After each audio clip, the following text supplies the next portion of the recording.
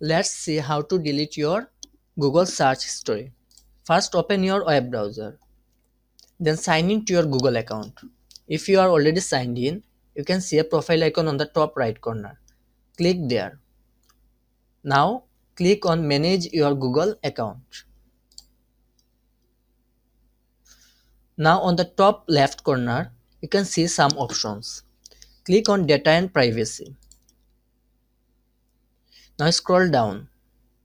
Here you can see on the history setting, Web and App Activity. Click there. Now scroll down to the bottom. On the bottom, you can see Manage all Web and App Activity. Click there. Now you can delete your search history. On the top left corner, here are some options.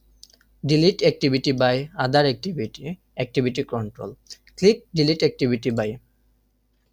From there you can delete your search history by time, like last hour, last day, all time, or custom range.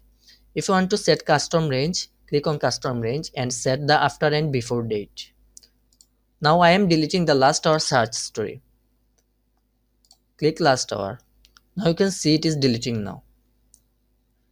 Here a pop-up will show that deletion has completed. Click got it. That's all.